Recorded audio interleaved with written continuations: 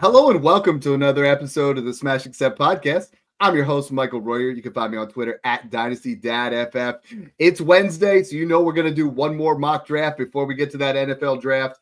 This is super exciting because we got a special guest on. Snoog, we've been doing this every single Wednesday for the last 2 months. Trade shows on Tuesdays, they've been blowing up. I'm excited to see where tonight's show is because we got 9 guys from the Patreon, you, myself, and a special guest. It's going to be a great show. Yeah, I'm excited for this one. I mean, just talking ball, talking rookies with the boys. So I'm excited to kind of dive into this one. We look forward to these every week.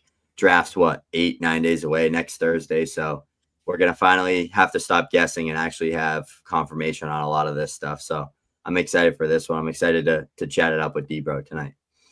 Yeah, this is fun for me because we got a great guest on. You guys already know him. No introduction needed, but Derek Brown, Mr. D-Bro, FF himself from Fantasy Pros. How are you doing tonight, brother? I'm doing good, boys. Always a good time talking ball. Y'all are putting out really solid work, man. I'd love, obviously we're going to get the chat up in here. You got Patreons drafting against us. It's going to be a wild time, man. Yeah, and that's the biggest thing that we try to do at Smashing Accept is really create a community where everybody's, it's been growing steadily with the Patreon, but guys are involved in the trade show nights. Guys are involved in the mock draft night. And tonight, since we have a special guest on and, what we do every single Wednesday night is we will do super chats where, we're going to give away our rookie guide. We're going to give away free VIP Patreons if we get 5. If we get 10, we're going to give away 2. Then we're going to give away 2 draft guides. And I'm also going to give you away 1 free draft session to kind of get you guys prepared to absolutely smash your drafts. So let's get it going. Guys are already asking what we're drinking tonight. I got my grape Welch's Ghost. I need a little bit of extra energy this time at night. D-Bro, what you got? What's your drinking choice tonight? I'm so boring right now. I've got I've been so obsessed with these Liquid Death, like these flavored ones. I've got one right here that's tastes exactly like root beer. So I wish I could tell you that I had a bourbon poured and stuff like that, but I've got film and guys I got to write up after this later tonight. So I'll crack open the bottle later. It's not happening this early yet. Yeah, I was going old fashions with my girl, and I was like, listen, I got to chop it up with D-Bro. We got a great, live stream going up. We're going to have to end date night a little bit early. So without further ado, let's get this thing going. Let's have a little bit of fun, kick back and just talk about some of these players. So Scarface, if you want to start the draft getting going right now, Derek, I mean, if you're going, obviously Gentie's the 101. He's been going in every format, but who's a guy that you really been before we get going, that's really been rising up your boards? One thing I love that we were talking about before is not everything you have is consensus. There's a lot of chalk right now. Guys are starting to have that echo chamber. They all say the same things. Who's the biggest riser on your board over the last month?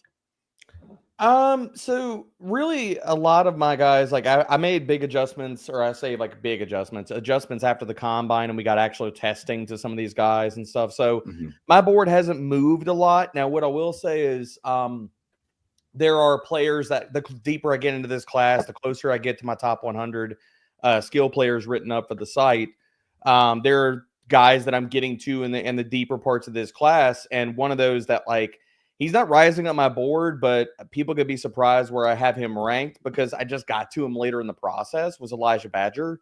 So right now I've got him as wide receiver 10, which might surprise people. But, I mean, dude, the kid can play. It's not my fault that not enough people are talking about him. I mean, after watching him, writing him up and stuff like that, I was kind of surprised that it was as quiet as it was. And shout out to my dude Brett Whitefield over at Fantasy Points for even putting my antenna up on him and being like, look, you need to go watch this guy, because I was like, holy shit, he's pretty damn good.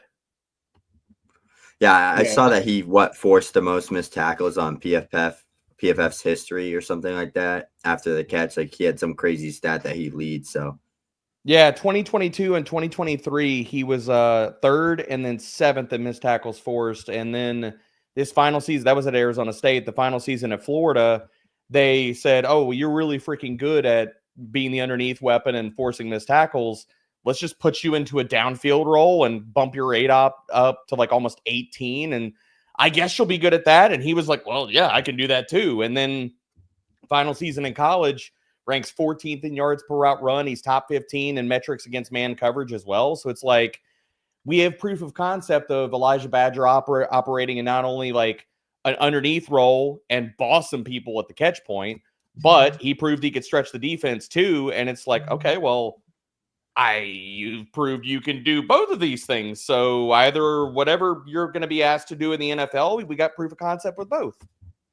I love that. You got your sleeper right there. I had picked 2. I'm going to Marion Hampton. I noticed in your rankings you have a little bit lower, as does Snoog. I mean, I have him as my 102, given that right now we're looking at him projected, top 10, top 12, 1,500 yards, 5.9. I mean, he's a bit of a beast when it comes to running the balls. There are some shortcomings to his game. But tell me what you see we got 3 running backs going right off the board. And I think in a lot of we see Travion Henderson going here at 3, which our guy Joey Tarancho was like, hey, Snoog's going to love this pick. Talk to me about these 2 running backs, like where you're starting to see them valued, what kind of draft capital they're going to need for them to rise up boards for you. I mean, I've got Travion and Amarion or RB3, RB4 in my rankings. Both of them are in tier 2. And I mean, Amarion, the way that I have my rankings currently sorted right now, there's a slight projection of draft capital in there. Not really. Like when I'm ranking players off of skill sets and talent and what I think about their games. And then once we get draft capital, then I'll adjust. So right now, like people have called me the Amarion Hampton hater because I have him at RB4, but he's in the same tier as Caleb Johnson and Travion Henderson. So it's not that I hate the guy. It's just when I look at all 3 of their games, I like Travion more and I like Caleb Johnson more.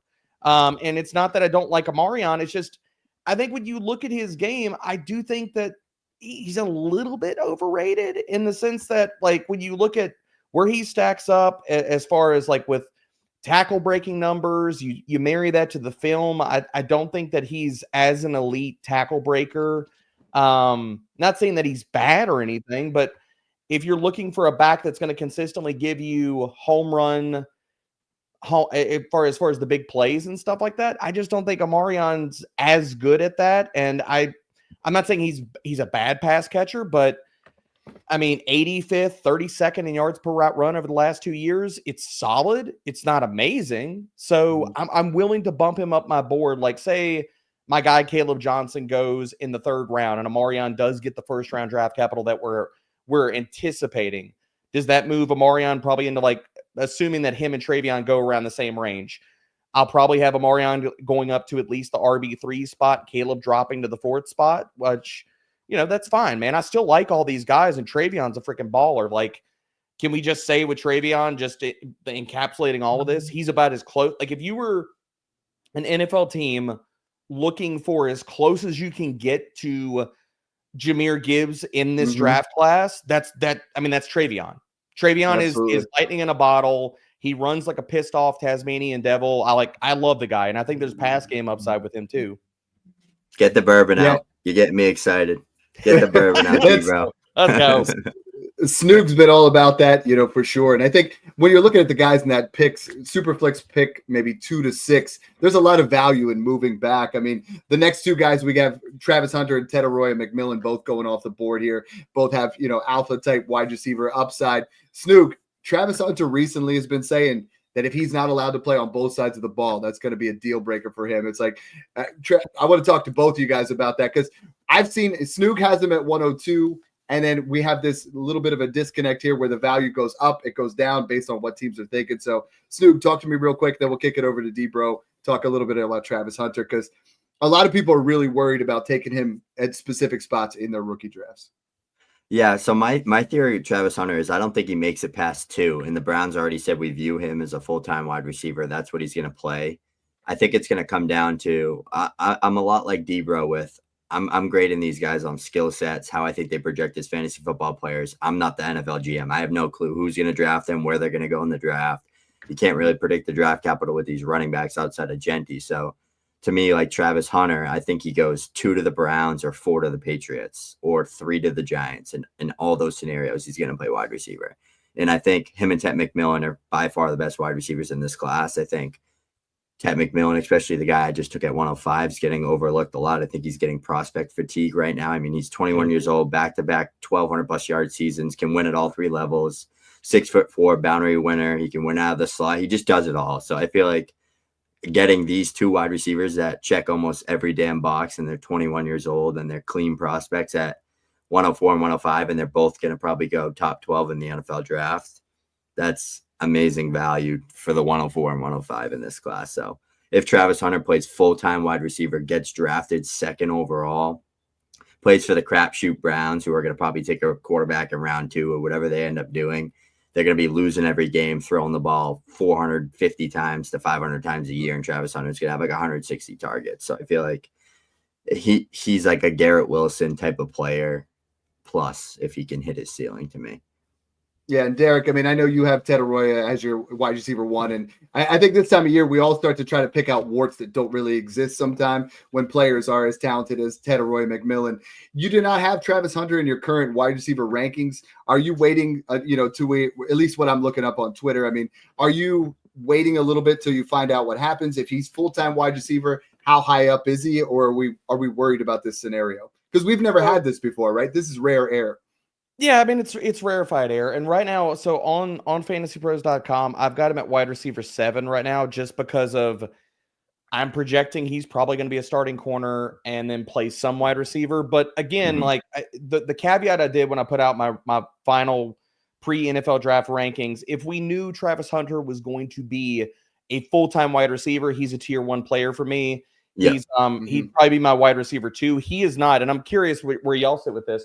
Travis Hunter will not be, straight up, if I know tomorrow that he will be a full-time wide receiver, he will not be my wide receiver 1 of this class. Straight up. Like I'm not gonna parse anything with that. I just, and correct me if I'm wrong, guys, like the conversation around Travis Hunter, like where he went in this draft, I wouldn't touch him. Like I'm not gonna draft him with what we know and what we don't know at the 104 right now. I just can't do it. And tell me if I'm wrong with this. Like the way in the conversation around Travis Hunter is that he is just a legendary alien prospect. And I think the conversation revolves around Hunter is that he's just, do you ever hear anybody talk about the flaws in his game or the things that he has to improve in as a wide receiver? You never hear that. And that's honestly where my biggest pushback about Travis Hunter is that I'm not saying that he's terrible. I'm not, again, I told y'all where I would rank him if I knew he was a full-time wide receiver, but the shortcomings or the areas that he needs to improve as a wide receiver, they're there. They're there in the analytics. They're there in the film, man. Like all the stuff on social media about him running TikTok routes at the pro day, that's in his film, in games where he has inefficient footwork, where I can pull up a number of routes where it's like, dude, come on. Like, that's not going to help you get open. There's a number of go routes, double moves where he's on the boundary and Shadur's throwing to a spot. Travis Hunter doesn't get there because he's too busy juking guys out of their cleats, or at least trying to in the middle of a route. And it's like, dude, you got to, and I say all of this with, there's a reason for it because he split focus between wide receiver and cornerback. So I'm acknowledging there are areas of his game that he has to improve.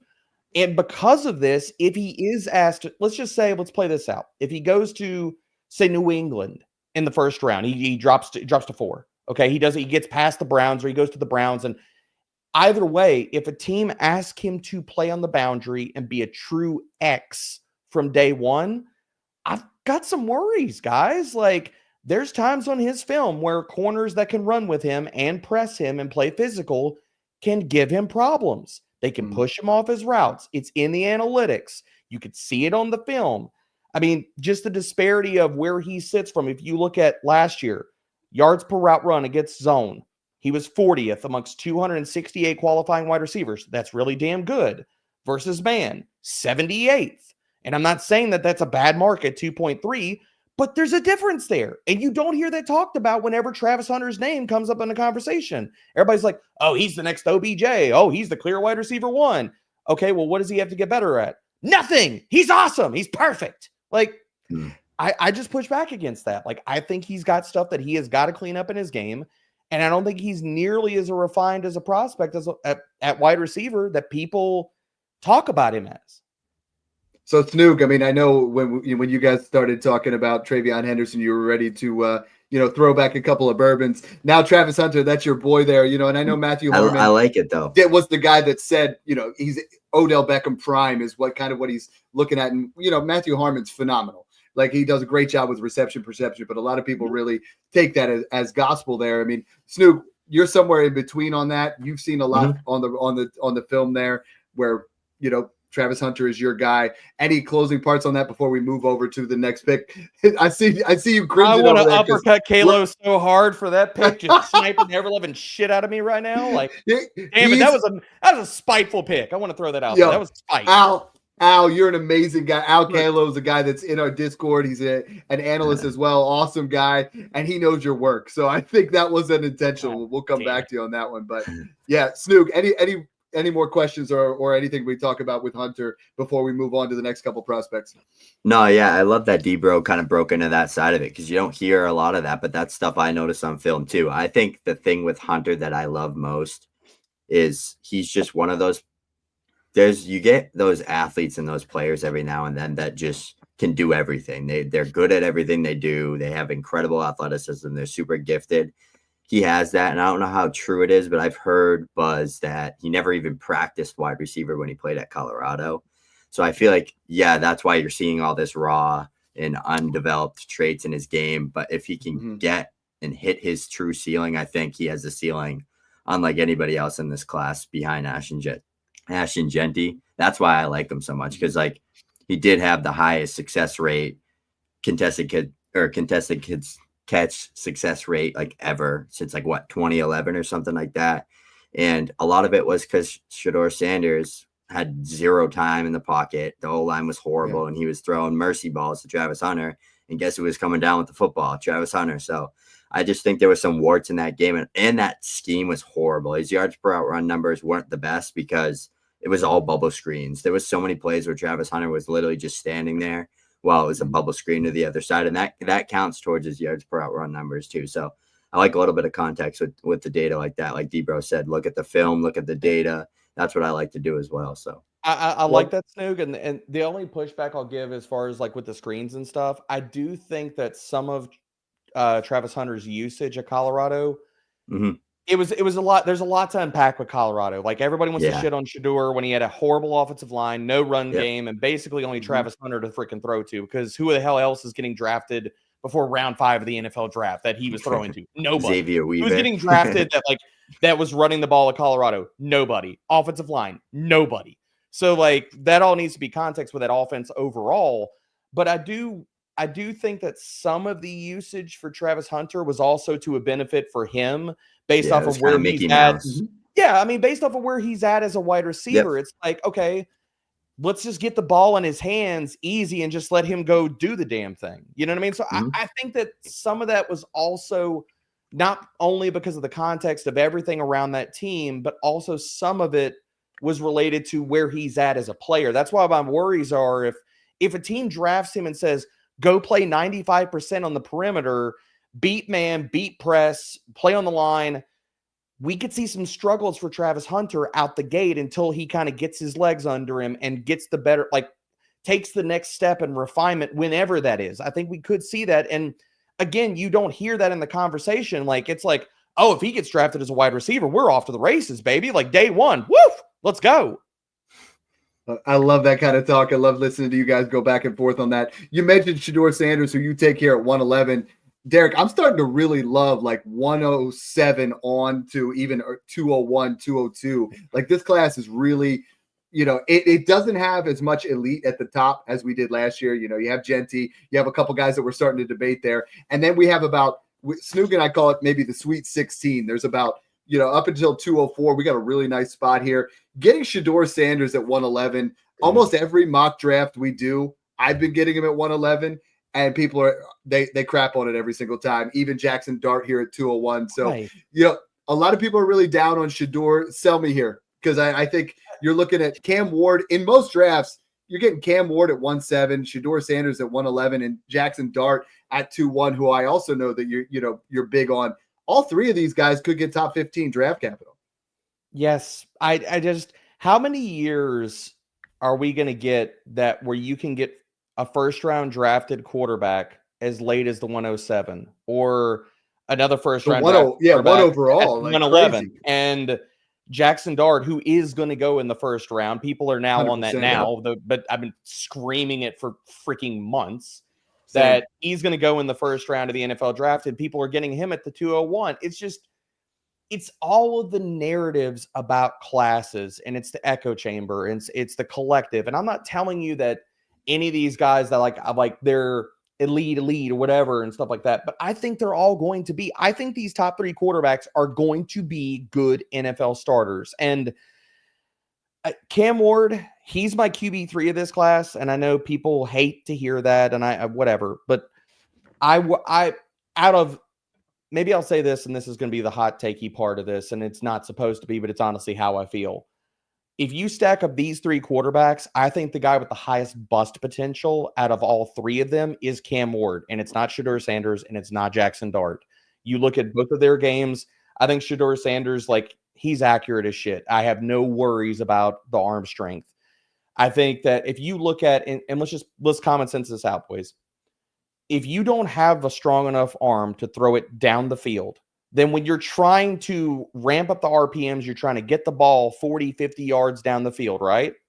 Mm-hmm. If you're just trying to get it there, are you going to be accurate on deep balls? Are you going to be able to drop it in a bucket? Are you going to be able to hit guys in stride? Are you going to be able to place the ball where Shedeur does on some of these deep throws if you have real arm strength issues? No.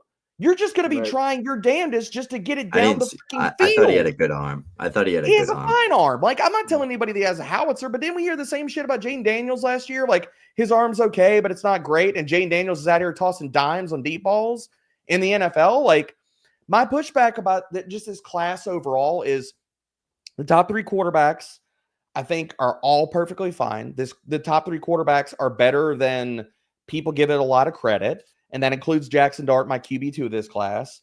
I'm just where everybody's at on running backs. Wide receivers, I'm higher than everybody, like not everybody, but I'm higher than the consensus on the wide receivers in this class. And I'm actually lower on the tight ends in this class. And so for me, enjoy the value of all of these guys, that these top 3 quarterbacks, because they're falling too damn far for guys that are going to go in the first round of the NFL draft. And if people didn't learn, and this is another lesson for me for last year, I was not into Bo Nix at all. Yeah. And what did Bo Nix do? He came out and he coffin nailed everybody that hated on him the entire draft process. Mm-hmm. And it was a lot of the same stuff. So everybody that's currently shitting all over Jackson Dart and saying, oh, he comes from a Lane Kiffin offense, there's screens, it's first read, blah, blah, blah. Turn on the tape. The dude can actually throw with touch. His deep ball is really good. He's athletic. He has rushing upside. And for all of that Lane Kiffin stuff that people talk about and love to use as a talking point, didn't we hear that Jayden Daniels didn't throw the full route tree last year? People tried to crap on him about that. We all collectively, a lot of us, hated on Bo Nix. How did both of those guys do in their rookie season? Pretty damn good? Okay. So are you all still collectively willing to just bury Jackson Dart because we're so afraid to step out of the echo chamber and say, hey, I watched the film. Hey, I looked at the stats. Okay, these guys can actually play. Yeah, I love that because Snoop kind of turned me on to Jackson Dart. And I was even for the last couple of months saying that he is very similar in that Bo Nix area where we've just overlooked him completely. He's going to be someone that in the draft you're going to get good value. Al has a question on here since you Al stole your guy. He loves Luther Burden here at the 202. Oof. I took him there. I don't love Luther Burden. I'm just taking the value that's followed here where I'm trying to, if I'm at the 202, I'm low key trading back, trying to get a Trey Harris. Dude, that's a good pick. 205. And then we get, Golden there at 2-4. We know you love Trey Harris. So talk to me about those 3 wide receivers real quick. Luther Burden, Matthew Golden, and Trey Harris. Because a lot of people are really trying to move Matthew Golden up because he might be one of the, first wide receivers. None of us like him here at Smash except Trey Harris is someone that if he was healthy all year, everybody would be viewing, I believe, pretty close. He would have won the Bolenikov Award. He would have won the Bolenikov, and Jackson Dart would have won the Heisman if Trey Harris never got hurt. I don't disagree, like living in this world. Luther Burden, man, I'm lower on him. I've got him at wide receiver 9 right now, with Travis Hunter in the ranks. He was wide receiver 9. He'd be wide receiver 8 with him out of the ranks. And it's just, I cannot I can't turn away from the usage, the profile, and everything with Luther Burden, and it all matches up with the film. I mean, it was all manufactured touches. It was all screens, bunch formations, getting him free releases off the line, and you stack up that type of profile and the names around him. If we want to talk about it, and Scott Barrett put a fantastic, I'm sure y'all have referenced this already. Scott Barrett put out a fantastic tweet earlier this offseason about just looking at the guys that have gotten so much of their production from screens and slot fades. I'm pulling it up right now. So out of every 800-yard FBS wide receiver season ranked by the percentage of yards gained on screens and deep slot targets since 2018, and we're assuming the draft capital, these are the names of the top guys with this type of usage. Malachi Corley takes up the top 2 spots. Tutu Atwell was 3rd. Luther Burden is 4th. Wandale Robinson, Treylon Burks, Devin Duvernay, Jalen Hyatt, and Amari Rogers. Are any of those names anybody that anybody wants to be synonymous with as far as like who I want to draft in fantasy? Hell no. No. And so for me, I'm just going to stand on process. Again, I'm not going to stand with the echo chamber of saying, okay, if you don't have Luther Burden at wide receiver 2, then apparently you're just searching for clicks and hot takes and whatever else. It's like, no, dude, like that's where my process leads, and I'm going to stand on it. But go ahead. Sorry, I didn't mean to interrupt you. No, I just thought it was funny that John Paul put up Luther, Malachi, Corley, Burden there with what you were saying. Not wrong. Yeah. Snook, these guys that are going in the second round here, running backs wise, I mean, we have not heard much about Cam Scatterbo at all of recent. You know, like there was a lot of buzz right at the college football season ended. We have not heard a lot from him or Devin Neal or DJ Giddens. All 3 of these running backs I really like here in the second round. What kind of draft capital do you think we're going to see? And are people sleeping too much on them at this point that they're going this late? There's going to be 25 to 30 running backs drafted in this class. It's going to break the record for most running backs drafted. I mean, you could get as deep as the guys like Marcus Yarns and all those guys at those smaller schools, even that are going to get drafted probably in that late day 3 range. This class is deep and really good at the top end running back wise, in my opinion. And then you got the Scattabos, the Devin Neals, the DJ Giddens, the RJ Harveys, the Ollie Gordons, the Damian Martinezes of the world that are going to fill out that mid to late day 2, early day 3 range where it's going to be pick your poison, right? It's going to be pick Derek, your you saw that one, right? You invoked his name. And people knew. Well, I'm glad we're on RJ Harvey because I see you have him as your RB2. You know, I've been seeing a lot of your work where you say, hey, Harvey, if you want Harvey, Harvey's my RB5 of the class. Sorry. Oh, it's 5s. Sorry. That was your reference of this year's Bucky Irving, a guy that I saw that tweet and I was like, that's expert because you're going to get RJ Harvey at a good value, and I think here in the second round he's moved up. I mean, he's went from mid-3rd when we started the combine. He came out and tested really well. He keeps moving him up. So, I mean, I know you love Harvey. This is a tricky part of the draft here. Where do you start to, reach on some of the wide receivers? Do you take those running backs that are draft capital is going to matter so much in this area? But talk to me a little bit about Harvey because I know you've been higher on him than a lot of people. I mean, he's a freaking stud, dude. He's awesome. Whether you want to talk about the film, you want to talk about the analytics, like I watched him early in the process before I went to the Senior Bowl, and I mean, he popped on film. He's top 20 in elusive rating and breakaway percentage over the last 2 years. People that bring up the fact that he's 24 years old, I do not care about that. Like, because the fact of it is either he gets the draft capital and he gets a job and he's really good and he earns a second contract and whether he's 28, 29 at that point, or he's not. So like, and the other side of this is everybody that's so worried about the fact that he's 24 years old. Let's just zoom out 100-foot view here. How many running backs are on your team after 3 or 4 years? If you're really playing in an active dynasty league, like seriously, like unless they are foundational pieces and they are really damn good in fantasy, how many of those guys are still on your team? So do you care or should you care?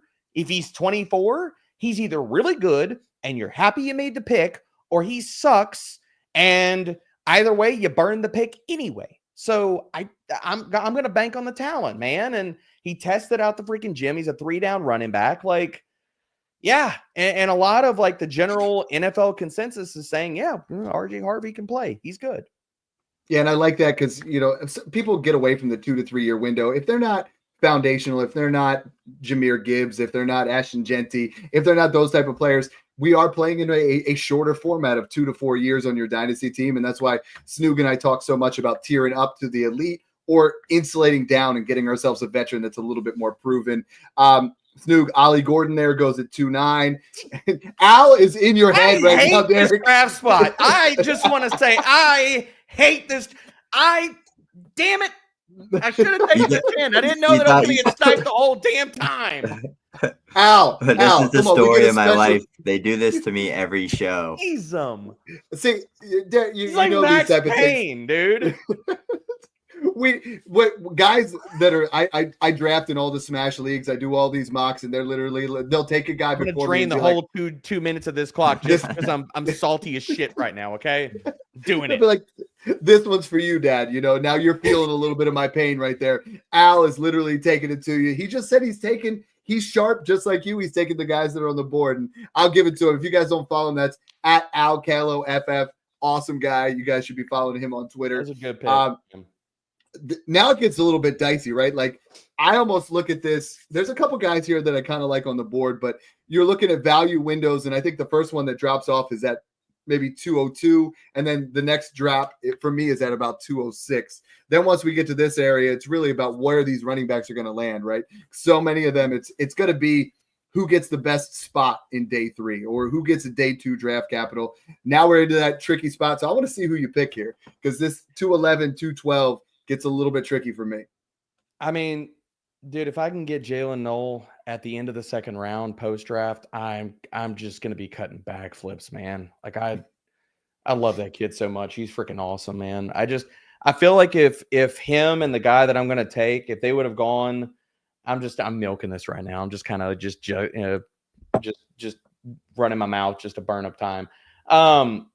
But the guy that I'm going to take here is Jaden Higgins. If him and Jaylen Noel would have gone to an SEC school, if they'd have gone to a helmet college, if both of them, and I will say this as well, and not both of these boys are super nice. Got to talk to them at Senior Bowl and the Combine. They will never say a bad word about the guy, but I will. Rocco Becht is not good at football. So If they would have had better quarterback play and they would have been in an SEC school, people would be giving a lot more respect to Jaylen Noel and Jaden Higgins. And you see it now more than pre-draft and early in Senior Bowl. Like Senior Bowl, like as soon as I watched both these guys, like I was pounding the table for them. And I mean, again, they're the reason, like part of the reason why I'm higher on this wide receiver group in this class than a lot of people, because I mean, we kind of touched on him earlier, but like, I think Trey Harris has huge upside. It could be freaking awesome. Like, I think he could be a wide receiver 1 in an NFL offense.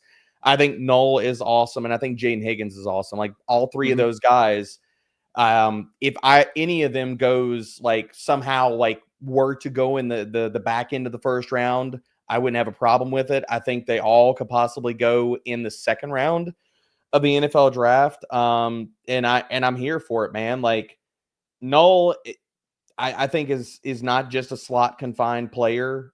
He could play on the outside as well as playing on from the slot. Like, you just look at how physical he is, both in his routes, at the catch point, the body control. He plays bigger than his size. Like, people are like, oh, he's 5'9", 5'10". Bro, when you got a 41-inch vert, like you are getting up into rarefied air that the same air as like a 6-foot guy with a decent vert would be getting. So he plays bigger than his size. So I don't care about that. And Jaden Higgins, bro, I just want this guy in a Michael Thomas role. Like, put him 50-50 slot outside and let him just go boss dudes on end breakers for days. Like, send him to Denver. He's getting 120 targets year 1, dude. Here for it. And I love that. The first time you and I spoke was 2 years ago at the Senior Bowl. And you were going down there for the first time, or maybe the second time, I think, and we were really starting to debate some of these players. And there were players that you turned me on to where I drafted Dameon Pierce in the 3rd round of all my rookie drafts. Because you're like, hey, this kid, he flashed down here. Good. Sold him for seconds, sold him for a first in another league because there was that 1 week in there. Guys like Harvey, guys like Noel, Higgins, you guys got to pay attention to that thing. Just because they're at the Senior Bowl doesn't mean that, just because they're not an early declare is not a guy that we're going to draft. No, because that's can we talk about changing your process over the years and stuff too? Because like and I don't, it's not that I don't care about breakout age and all that kind of stuff, that early career production, like it makes common sense. Like you're younger, you're good, faster, then obviously you're a better player. But the other side of this, can we also talk about like the fact that we are still dealing with the fallout of the pandemic as far as like with players staying in the very tail end of that, but also NIL is changing the flavor of the Kool-Aid too. Like guys moving from college to college, maybe they didn't have opportunity where they first went, but then going to other places, it's kind of changing things too. So a player like Trey Harris that maybe if we go back in time 2 to 3 years, I would be like, oh, I like him, I don't love him, versus how your process is now. And I love the kid. I like that a lot. Snoog, this is that spot where I keep Jalen Milroe, I'll take a shot at in the 3rd round. I don't want to take him in the 2nd round, but if he gets that round 2 draft capital with the amount of rushing upside that he has, get a little bit of refinement to his skills somewhere where he sits for a year, and kind of gets an opportunity. 3rd rounds, this is where we start to see those ones where we separate the men from the boys. The 3rd round hit rate is very low. It's been 8 to 12% over the last 5 years, and I think everyone talks about the Bucky Irvings and the guys that they can get in the 3rd round. Both of you guys, I want to get your opinion. We have all the first 2 rounds here. If there's someone here in that 3rd round, who's your biggest steal? Who's that guy that you're like, you know what? If I can come away in my 3rd round with this guy, I'm feeling fantastic. We'll start with you, Snoog. Like, who's the guy that you're like, I got to go after? I might be able to move up at 303 to take a guy, or 304 from the late end of the 3rd. Yeah, it's either Bajul Tutin, if I pronounce that right, or Damian Martinez for me. I think they both hold really good upside. Martinez was a guy that I've been super big on since he was a true freshman over there at Oregon State. I love that he was effective and productive in 2 completely different schemes, one under center, one out of shotgun primarily over there in Miami. Natural runner. I see a lot of James Conner in his game, just a 2-down grinder, good patience, good vision, good elusiveness, good feet for his size, can run through your face. He can break tackles, that type of player. And then Tutin just has that crazy athleticism, that elite track speed, a lot of undeveloped traits in his game, but I think he can get there. I could see him playing a Raheem Mostert role in a Mike McDaniel's offense. I could see him playing a Tevin Coleman role in an offense. He's kind of that 1-2 change of pace speedster that I really like to kind of just shoot for the upside. Because like you said, in the 3rd round, most of these guys are going to be probably nothing. So shoot for the upside when you get to this range. Just a reminder, sleeper ADP this time of year is always whacked. Because Tutin, I always forget he's way down at the bottom. Like I would have taken him. I might have just screwed myself. I would have taken him in the 2nd. Oh no, he's gonna go now since we're talking the table. He was at the top of my queue too, so don't worry. Yeah, same. I knew he wasn't gonna make it to me. No, he should be going late 2nd, early 3rd. We're not going to post who wins the draft or anything like that with those kind of things. But Derek, who's some guys here that you would say are gems in that 3rd round where, we've already talked about Harvey was going in that 3rd, but we got Bucky there. We got Braylon Allen. We got some guys in the last couple of years. Yeah, there's Tutin right there. I was going to say, we know he's going to be the next pick, right? Like that was a given. Hubie, congrats to you. We definitely put that there. But who are some guys here in that 3rd round that you would consider really good values? I mean, we got Dylan Sampson still on the board. Some guys that Harold Fannin keeps falling back and back ever, in the last couple of weeks. He was a guy that was early, mid-2nd, now just keeps falling back. So Mason Taylor's a tight end I like a lot. Who are the guys that you like in this range? I absolutely love the respect that we put on Taj Brooks's name in here. Like I love him. He's like one of my favorite players. Dude, I will trade into the back end of the 3rd. I will trade into the 4th. Like, yeah, I hate it. This is the only. He goes so high in these mocks now. Well, dude, I hate it because the fact of it is that if Taj wouldn't have come out in such a deep running back class, he'd be getting more respect. He'd be, in the top 10 to 12 running backs in a lot of rankings if this class wasn't so damn deep and so good. So like Taj is a guy like, again, we talked about Tamian Pierce. I want to evoke his name. That's my comp for Taj Brooks. Yeah, I love that. And moving into like marrying again, like we talked about earlier, I think Snoog, you talked about this, was like marrying analytics and film. I know the analytics for him as a pass catcher are not good. His film, he's a much better pass catcher. He's really good as far as in pass pro, but he's a better pass catcher than a lot of his analytics give him credit for, man. So Taj would be the top of my list there. Some other guys that definitely are there, like Jack Besh, love him. I think that we still haven't seen the best football out of him, considering where he started in his NFL career, collegiate career as a tight end, slimming down, playing slot wide receiver, playing perimeter, showing different parts of his game, even at the Senior Bowl, man. So a big fan of Jack Besh. The other guy that I'll highlight here real fast, and right now I want to make sure that I'm not lying about this. He is my RB9 of this class. And I don't know if anybody else is as high on him. Brashard Smith. I freaking love that kid. Like in the NFL, we want guys that catch passes. He is the Antonio Gibson, the Tyrone Tracy, whatever you want to talk about, converted wide receiver to running back of this class. Brashard Smith is that. He is a true pass game weapon. And for everybody that's tuning into this and they're not fully, aware and familiar with his game, because he hasn't gotten all the pub and praise of like in the social media streets that a lot of other guys have. Like you don't see people out there like a lot of people standing Brashard Smith, but 4.39 speed, was at Miami, was a slot wide receiver, went to SMU his final year, converted to running back. The speed is real. The pass game utility is real. And I think there's still another iteration of his game, learning the running back position even more. I love the kid. All I want is draft capital. I just want draft capital to cement where I have him in my rankings right now. But I love his game. Yep. Hey, we got a couple super chats here. Joshua McClellan says, really enjoy the show, rebuilding, and I have a solid running back handcuff room. I got Jaden, CD as my cornerstones. Do I target the RBs even if I need wide receiver? I have the 102 and 103. So, Derek, I want to pick your brain here because we always teach it here at Smash Accept where we're taking value over need, but in this particular area, it's always best player available. We're not taking player just because we need that. And what I tell people, rebuilding is kind of my strategy where if we're rebuilding, Hampton's going to be the 102 in majority of drafts as of today, right?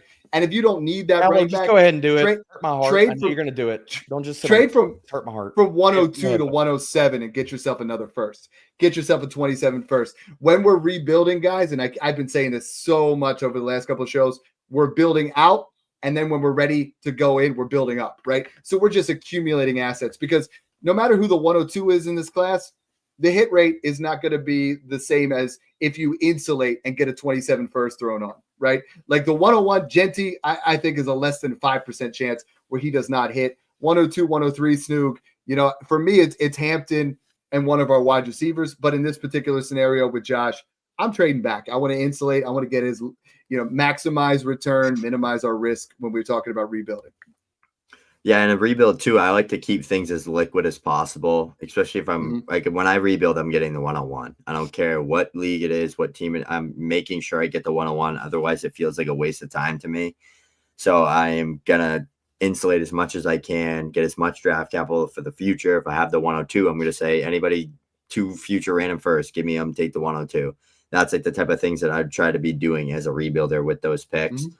But if you can't get anything of value like that worth it, take best player available, like D-Bro and like Dad said. Just always draft best player available. Don't say, oh, well, I could use a quarterback, so I'm going to take Cam Ward 102. That's burning value. Yeah. We got this next one here, Dick. Yeah, Blue Cape Prods says in a rebuilding, would you take the 103 in Superflex tight end premium or a 26 mid-first Hawkinson in 207? I think if you're rebuilding, you take the pieces side with a 26 first and stuff like that, because what you're able to do with all of those assets is fine. The other side of this, it depends on who's there at the 103, I would say too.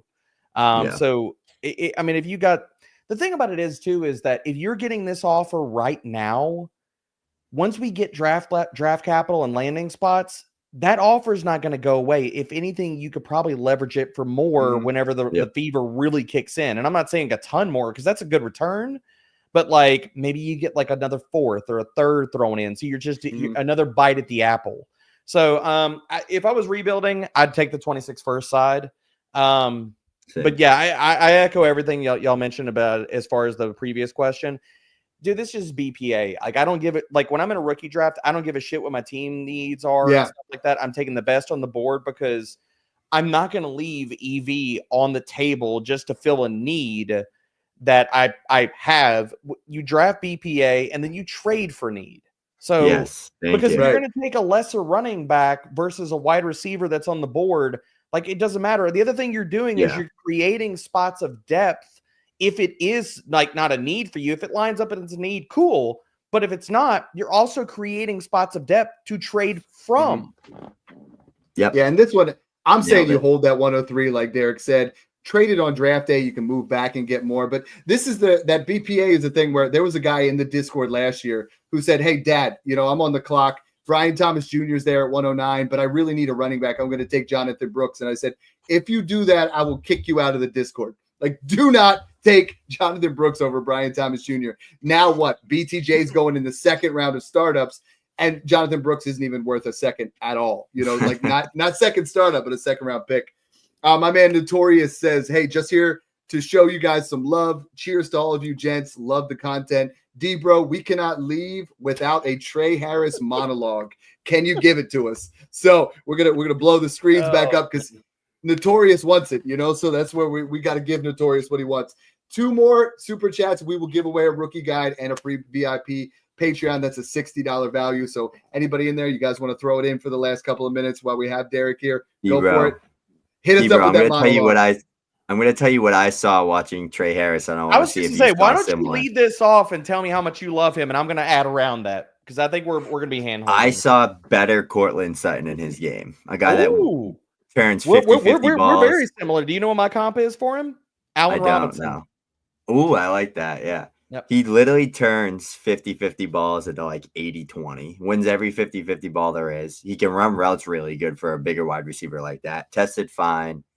He's just one of those guys that you don't just accidentally average like 120 yards a game in the SEC. Like, you don't just accidentally do that. He's always been productive. He can win at all 3 levels to me. Strong hands. Good route runner, a lot more refined for a player of his size that I would expect, like especially on in-breaking, out-breaking routes. And to me, I just love like the Allen Robinsons, the Cortland Suttons, those type of guys that you throw the ball up and they're going to come down with the damn football. Same with George Pickens, those type of players. I feel like he can be that plus in an NFL offense. Dude, I think that he can be a true number 1 wide receiver in an NFL offense. And the thing about Trey Harris that I think kind of gets lost in the sauce too is that people talk about what he did in 2024. He's not a one-year wonder. You look at 2023, this is still a player that amongst all FBS wide receivers with a minimum of 50 targets was 9th in yards per route run, 6th in receiving grade. He was 18th in yards per route run against man coverage. Now, we all know, and everybody has cited for days and weeks and months, all of what he did statistically on a per route basis in 2024. So I don't need to wax poetic on that, but it's the well-roundedness of his game. And I love guys that not only like when you pull open the analytical profiles and you're like, oh, wow, and your eyes start popping out of your head, but then you turn on the film and when you marry both of those things together, that's why it's not over aggressiveness that I feel like what putting Trey Harris as my wide receiver too. It's just I'm leaning into the talent that I saw not only in the analytics, but in the film. I mean, he's a damn good route runner, man. You'll see times I forget which game this happened at, but you'll see a lot of times where people knock wide receivers for this, and I don't really understand it, but like in college, we all talk about there's a lot of predetermined first reads, quick throws to players, and you'll see people look at it as like, okay, when the play is designed to go to a certain wide receiver and it's not a half-field read or a full-field read, and again, we're talking about play designs here, the wide receiver knows that the ball is not coming to them. They're like, oh, he's just taking time off or he's loafing through his routes. It's like, are you really going to show the corner that's opposite you for the rest of the game, like your best release, the entirety of your game on when the ball's not even coming your way. Well, shit, no. But you'll see Trey Harris take this moment to sit here and set guys up. There's numerous times on his film where some of those routes he'll blow past a guy off the line, and so the corners, then it's in his head like, okay, I got on his heels deep speed. I have to respect his deep speed, or I'm going to get my ass burned.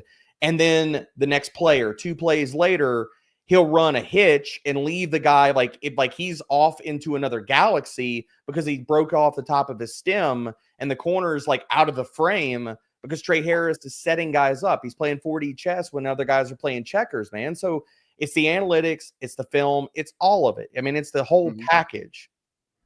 Hey, here's a guy that people have been asking about quite a bit here. Josh McClellan wants to know, why is everybody sleeping on Dante Thornton? His 4.3 40-yard dash at the combine was something that was impressive.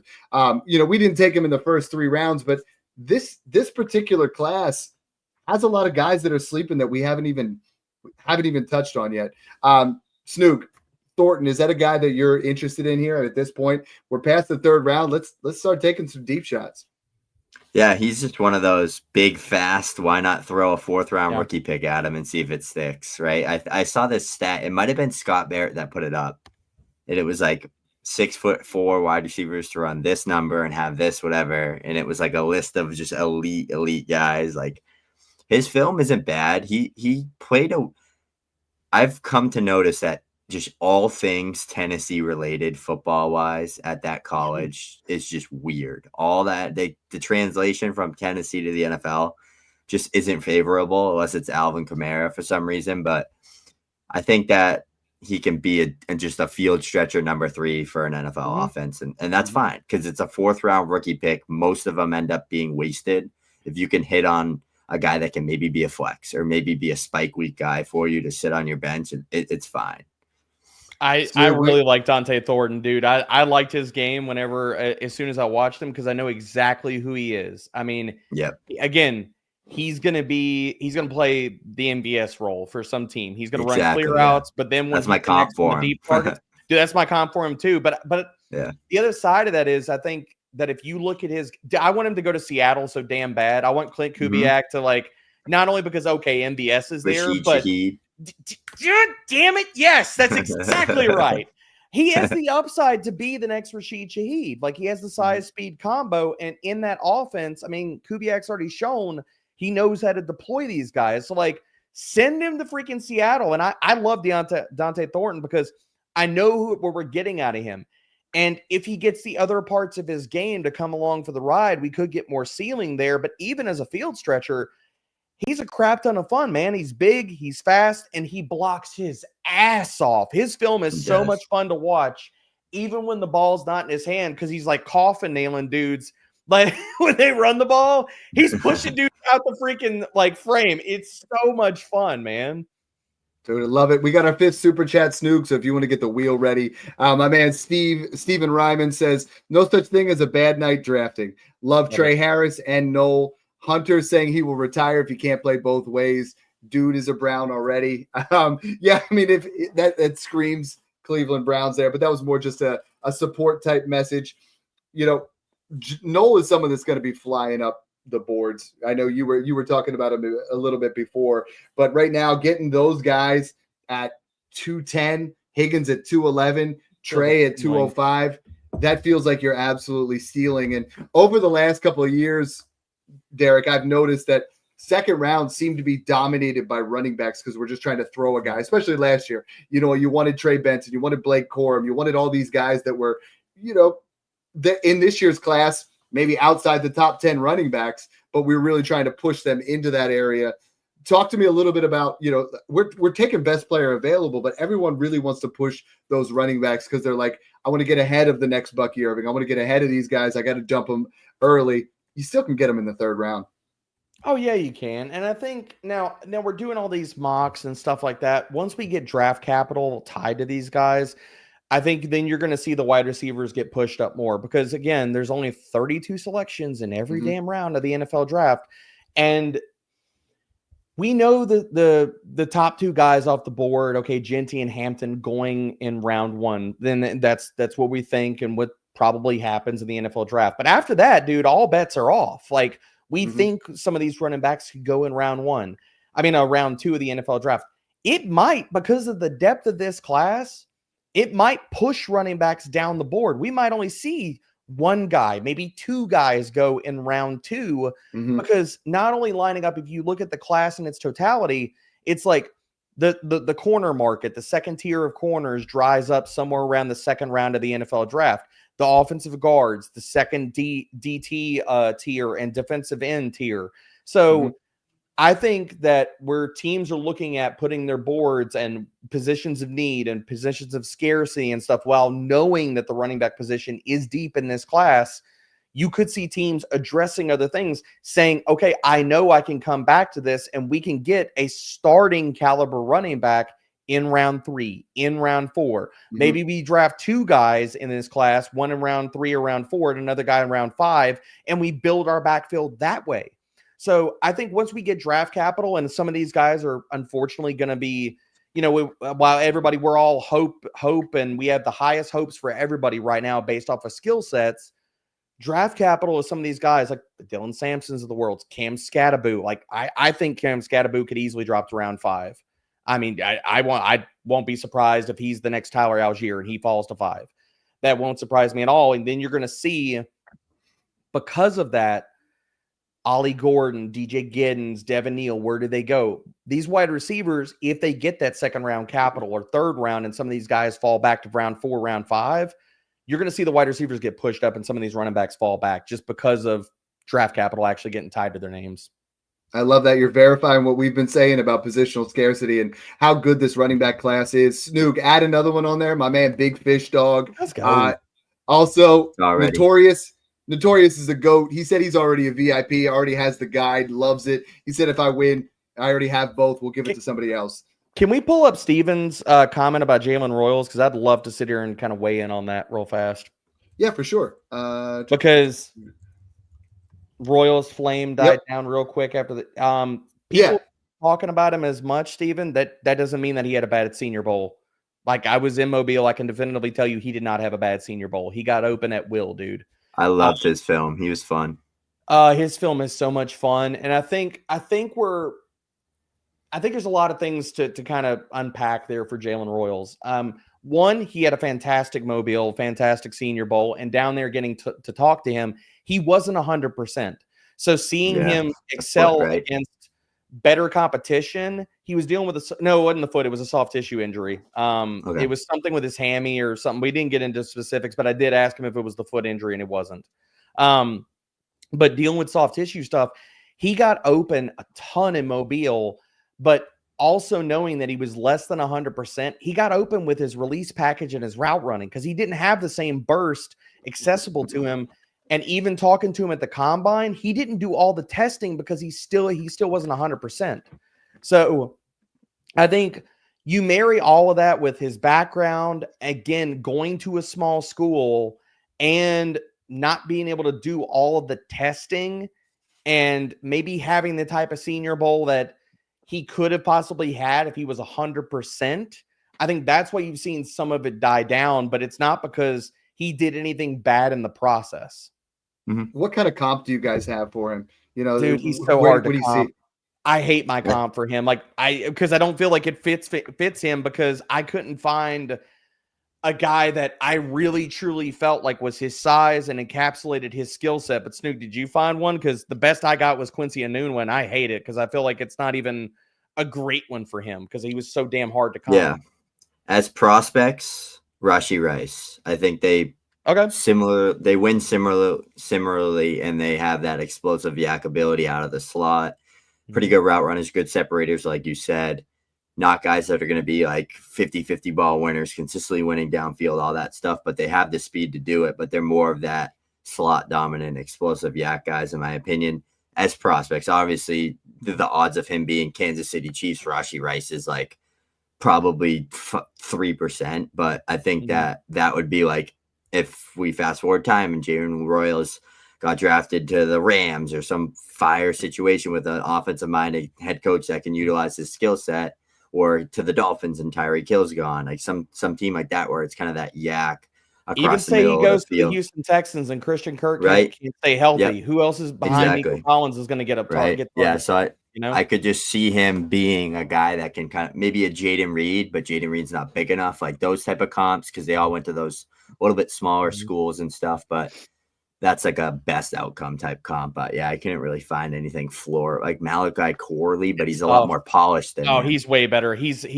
Malachi Corley was not a route runner, was never a good prospect, and Royals laps his ass like a million times over. 100%. To John Paul Taylor's comment here, Arroyo, one of the things, like, dude, he crushed the Senior Bowl. Like, he absolutely, he was sick there. Yeah, he had such a damn good week, and he had one of the moments outside of everything he was doing at the Senior Bowl, like the third day of practice. He dusted a linebacker, and he goes in and he scores a touchdown, and it's one of the moments that I'm like anybody that was down there will remember for years to come. He scores a touchdown, and then he punts the football into the damn stands to celebrate. It was so freaking funny. That was sick. So this one here, I mean, we're looking at Emeka and Tet. What are the best landing spots? I mean, for me, Tet, I want to go to the Panthers. Emeka, I want him to go to the Packers or the Texans. Snoog and I have talked about that a lot. Derek, I mean, is there a landing spot for either of these two running backs or wide receivers that you think would be the best possible scenario for their draft stock? I don't want Tet to go to Dallas. I will say I hate that. We've been talking about that a lot. I do not want him to go to Dallas because I want Tet to go to a place where he can get both outside and inside usage. And that's exactly what we're talking about. Like, that's the CeeDee Lamb role. So I just want to throw that out there. I do not want him to go to Dallas. Probably the best scenario, I think Carolina would be really good. I saw Denver too, which I kind of liked. I'm going to throw but I don't think he falls that far. I'm going to throw one out there that I think nobody's talking about, but it's plausible, and probably nobody's talking about this because it's all the rage to sit here and shade Tet right now. Everybody wants to sit here and all the prospect fatigue about how he's not as good as people thought, or blah blah blah. He doesn't watch film. Oh, he's 4 or 5, and no wide receiver that's ever run a 4 or 5 has been drafted inside the top 15. Although we are cherry picking shit because if you want to talk about that, Drake London didn't run his 40. He went top 15. And Marvin Harrison Jr. didn't run his 40, and he went top 15. But I digress.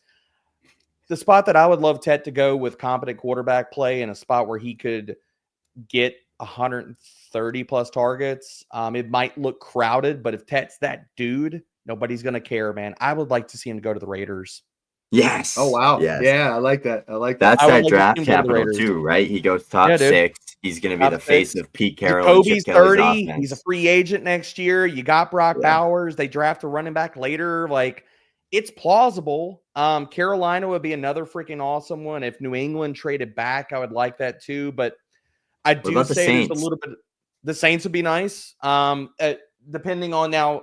Again, I don't think they draft a wide receiver with everything they've done so far. So they're a little bit further down the board. The other one that screams to me, if they wanted to come up for this guy and they decided to address running back later, dude, I would be doing some absolutely dirty and horrible things to get him to Denver. Yeah, me too. That'd be fire. 100%. Derek, for the maybe 4 guys that are listening right now, don't know who you are or what you do. We said it in the beginning, but thank you so much for coming on. Honestly, it's been a real pleasure. I know guys in the Discord were like, as soon as you posted something, hey, I'm looking to jump on some shows. All of our guys were like, yo, let's get him on there. They started messaging me, messaging you. So it's been a pleasure. We really appreciate you taking that time out. Tell everybody where they can find your work and, what you're excited for coming up here. Oh, guys, first of all, thank y'all for having me. Truly appreciate the time. Truly appreciate the opportunity to talk ball with y'all.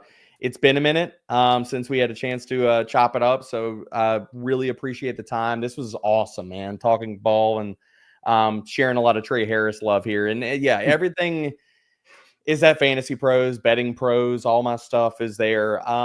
Right now, so all the positional primers have been updated, comps, everything, tiers. I'm currently adding more players to that daily, but those are all updated. So quarterback, running back, wide receiver, tight end.